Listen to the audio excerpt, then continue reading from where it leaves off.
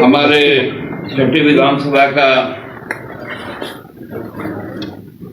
पहला सत्र कल समाप्त हुआ और जिस लोकतंत्र के संदेश को लेकर कल विधानसभा अनिश्चित काल के लिए स्थगित हुआ, वहीं दिल्ली में केंद्र सरकार के द्वारा कैबिनेट की बैठक में लोकतंत्र के विरुद्ध एक काला निर्णय लिया गया। वो निर्णय है एक देश एक चुनाव, वन नेशन वन इलेक्शन।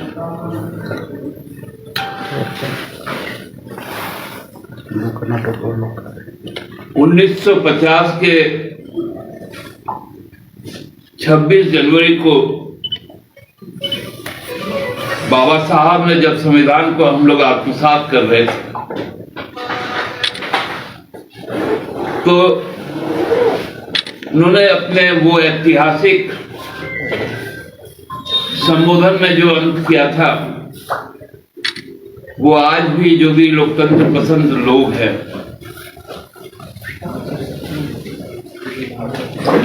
उनके कानों में गूंजता होगा।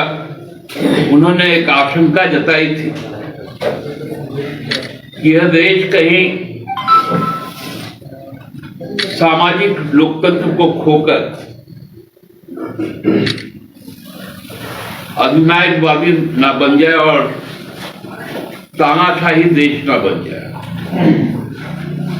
संविधान का हम 75 साल मना रहे हैं और उस वक्त ये गूंज निकल कर आया। संविधान का पाठ 20, जिसको हम लोग XX भी कह सकते हैं,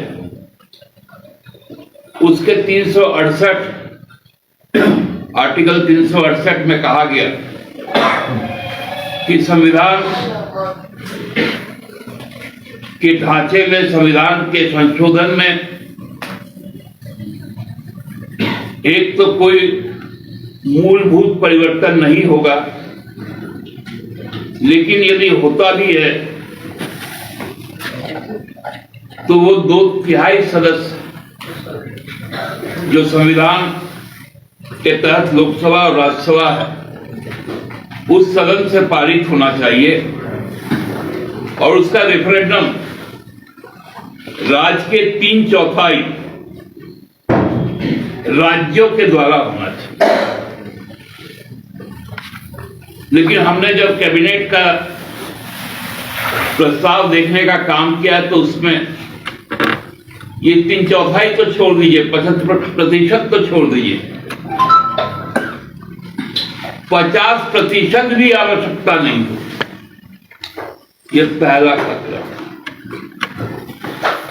दूसरा खतरा जो पार्ट 6 है संविधान का, जिसमें आर्टिकल 168 से 212 तक राज्यों की अवधारणा। राज्य का गठन कैसे होगा 168 में बताया गया। इस संविधान में यह व्यवस्था भी दी गई कि हमारे यहां पर राज्यों में भी केंद्र की तरह बाइकैमरल लेजिस्लेचर हो सकता है, मतलब द्विसभात्मक हो सकता है, और यूनिक कैमरल भी हो सकता है, एक सभात्मक व्यवस्था भी हो सकती है।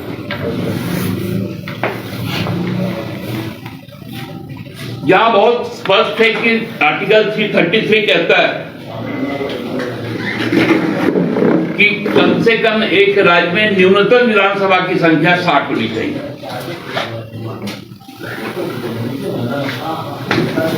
और न्यूनतम कैबिनेट 12 का होना चाहिए। और यदि किसी राज्य में यदि द्विसदनात्मक व्यवस्था हो तो जो लेजिस्लेटिव असेंबली होगा उसका 1/3 सदस्य हो सकता है। हम लोग जानते हैं हमारे देश में कई राज्य जिसमें आंध्र प्रदेश, बिहार, उत्तर प्रदेश, मध्य प्रदेश, कर्नाटका, तमिलनाडु और अब तो आसाम और ओडिशा ने भी निर्णय लिया है कि वहां पर लेजिस्लेटिव काउंसिल होगा और ये स्थायी परिषद होता है जिसमें हर 2 साल पर कुल सदस्यों की 1/3 की विदाई होती है, रिटायरमेंट होता है और फिर नए सदस्य चुने जाते हैं। वैसे परिस्थिति में वन नेशन वन इलेक्शन संविधान की हत्या, बाबा साहेब डॉक्टर भीमराव अंबेडकर की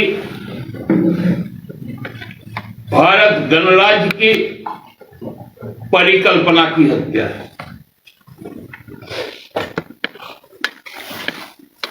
आप बताइए ये कैसा संभव होगा जब आर्टिकल 333 कहता है कि एक सदन से दूसरा सदन अधिकतम 6 माह के अंदर ही उसको बुलाना पड़ेगा। मतलब वो आर्टिकल भी आप समाप्त करने जा रहे हैं, क्योंकि जहां 25 में चुनाव होगा, 27 में चुनाव होगा, 28 में चुनाव होगा,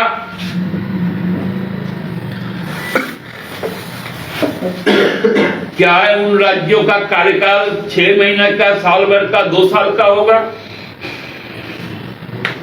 और बाकी समय राष्ट्रपति शासन लगा रहेगा। ये कौन सा ख्वाब है? क्या यह संघीय ढांचा पे आघात नहीं होगा?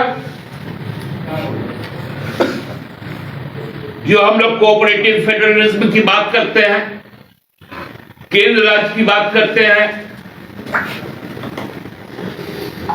हम जानते हैं कि कानून बनाने की शक्ति केंद्र को भी है, राज्य को भी है, कुछ मुद्दों पर दोनों को है। क्या वो शक्तियां समाप्त नहीं हो जाएंगी?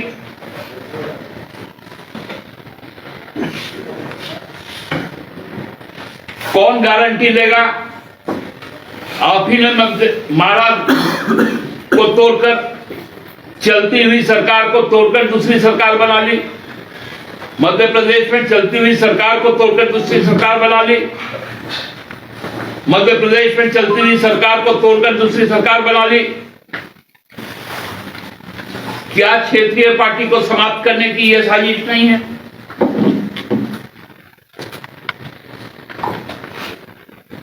क्या हम जैसे जो क्षेत्रीय दल, जो भाजपा जैसे लोकतंत्र विरोधी शक्ति को अपने राज्य में रोक देते हैं, राजद रोक देता है, तृणमूल रोक देता है, बीजद रोक देता है, द्रमुक रोक देता है, क्या हमारी सारी शक्तियां समाप्त हो जाएगी? आपने शिवसेना को तोड़ा, अब उसको खा गए। एनसीपी को तोड़ा, अब उसको भी खा गए। क्या यही खेल चलेगा?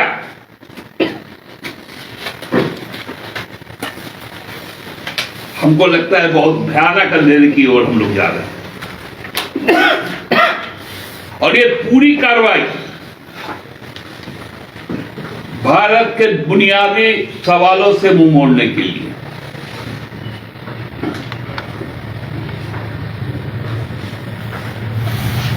ये जो सोच है, ये मनुस्मृति का सोच।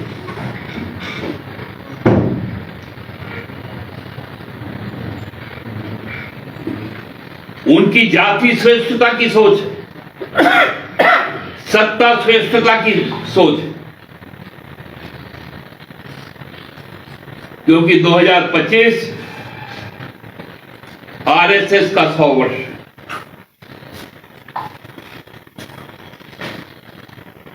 इसी के साथ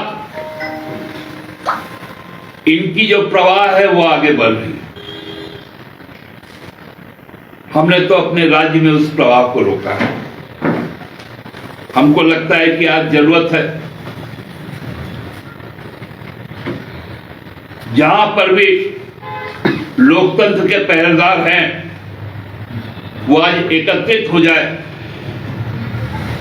और ये जो निर्णय आने वाला है केंद्र सरकार का जब प्रस्ताव के रूप में लोकसभा और राज्यसभा, तो जो क्षेत्रीय पार्टियां उनके साथ है, चाहे वो टीडीपी हो,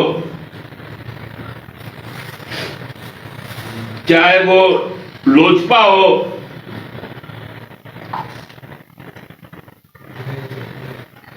या अन्य पार्टियां हो, उनको भी अपना खतरा भाप के अपने आप को अलग करना चाहिए, चाहे जनता दल ही हो। ये बहुत चिंता का विषय है। हमने अपनी पार्टी की राय आपके समक्ष रखी।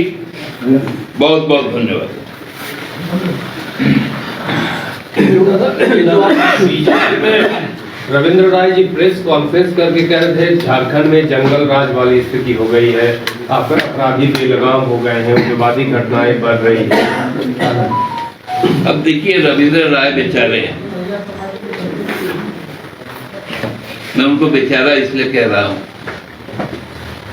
कोई मुद्दा तो उनके पास है नहीं, लेकिन उनको टास्क दिया गया है प्रासंगिक बने रहने के लिए रोज कुछ ना कुछ बोला कीजिए। कल तक तो बाबूलाल जी सदन में बोले, आज तो सदन है नहीं, तो रविंद्र राय जी बोल रहे हैं।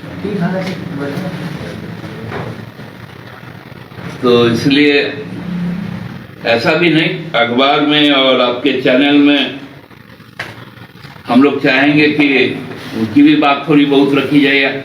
ये सही बात है कि चुनाव के समय में कुछ अखबारों ने और चैनलों ने हमें तो पूरे दौर से ही निकाल दिया था, लेकिन हम चूंकि लोकतंत्र में विश्वास रखते हैं तो विपक्ष को भी थोड़ा बहुत स्थान मिला, ये ख्वाहिश।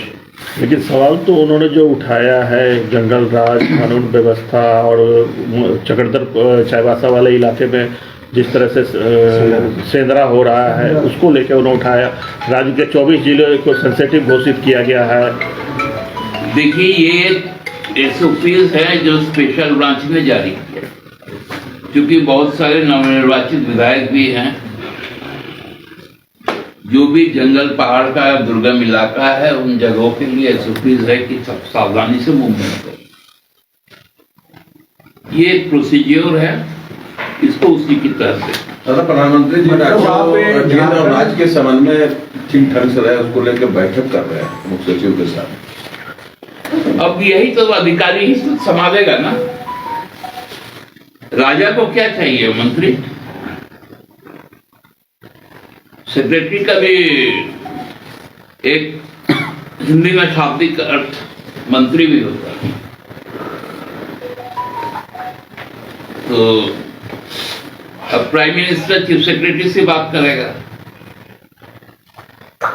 क्योंकि वो तो डिप्यूट होता है यूपीएससी से, और चीफ मिनिस्टर तो डिप्यूट होता है लोकतंत्र से। यही डिफरेंस आप लोग को इतना देर तक हम आर्टिकल लेकर। दादा, एक सवाल है मेरा, पूछे? पूछ लीजिए। सवाल ये है कि आज आप जो विरोध कर रहे हैं वन नेशन वन इलेक्शन का, जब रामनाथ कोविंद कमेटी ने आपसे राय मांगी थी आपकी पार्टी से, आपसे या राष्ट्रीय जनता दल जैसी पार्टी से, तो आप लोग मौन क्यों रह गए थे? आज विरोध कर रहे हैं। देखिए, राय सुनने के लिए मांगा जाता है। जहां हमको लगता है कि मेरी बात सुनी ही नहीं जाएगी, आज आप चूंकि हमसे पूछ रहे इसलिए बोल रहे हैं जी हमने बुलाया, आप आए, तो उसी तरह का वो रिश्ता बनना चाहिए। एक फॉर्मेलिटी जो होता है ना, आजकल हम लोग व्हाट्सएप में ई कार्ड देखते हैं, जी जिसको कार्ड भी भेजना हो गया और नहीं आने का संदेश भी हो गया, तो वही था वो। अच्छा दादा, एक सवाल है। अभी जो मैया सम्मान योजना को लेकर के जो चिट्ठी निकलाई है, तो क्या बीजेपी इसमें भ्रम फैला रही है? क्योंकि बाबूलाल जी ने कहा है कि आपने जो आप कह रहे हैं कि अयोग्यों को सूची से हटाया जाएगा, तो पहले क्यों आपने पैसा दिया? हम लोग पैसा किसी भी हाल में जो है अकाउंट से निकलने नहीं देंगे, और ये तमाम आपको क्या लगता है, राजनीति हो रहा है या फिर क्या? देखिए, जो चीजें लीगल पर्सपेक्टिव में होती है उसका रिस्पॉन्ड उसी हिसाब से होना चाहिए, ना कि कोई पॉलिटिकल उसका कोई जवाब होना चाहिए। यदि कोई क्राइटेरिया में नहीं है, बहुत सारी नियुक्तियां होने के बाद कुछ सालों के बाद जब उसको अवैध पाई जाती है तो हटा दी जाती है। तो ये प्रोसेस है, ये प्रोसेस पे बाधा नहीं डालना चाहिए, क्योंकि ये भी तो न जेएमएम का प्रोसेस है न बीजेपी का प्रोसेस है। सरकार का ही प्रोसेस रहा है, तो सरकार तो जेएमएम की रही, तो क्या आपने गलतियां की शुरुआत में मैया सम्मान योजना? वो तो जब जांच होगा, यदि वैसा निकल के आएगा तो गलती है, तो देखिए ह्यूमन एरर तो हो ही सकता है ना। ये तो पॉलिटिकल, चूंकि आप भी पॉलिटिक्स में हैं, जाहिर सी बात है कि सही है जी, मैं वही कह रहा हूँ, यदि कहीं चूक हुई होगी तो वो चिन्हित होगी तो फिर उसका रेक्टिफिकेशन होगा। और इस मंथ का कब? तो क्या इसमें अधिकारी भी चिन्हित होंगे? क्यों नहीं होंगे? जब चिन्हित होने का है तो अधिकारी ना चिन्हित होगा। अच्छा दादा, इस मंथ का पैसा कब तक चला जाएगा? 2500 रुपया। हमको लगता है कि वही जो हम जितना समझ पाए हैं वो था कि 1000 रुपए का एक पूरा प्रोग्रामिंग बना हुआ था। जी जी वो चूंकि 2500 हो गया है, जी। उसको मॉडिफाई करने में कुछ समय लग रहा है।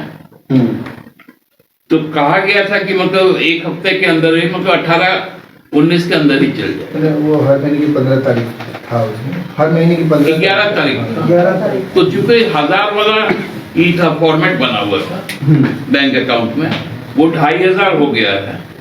और बीच फाइनेंशियल ईयर में कुछ चेंज करने के लिए हमको एक बैंकर ने कहा कि थोड़ा सा टेक्निकल प्रॉब्लम आता है, तो उसको 7 दिन के अंदर में अपडेट कर देगा।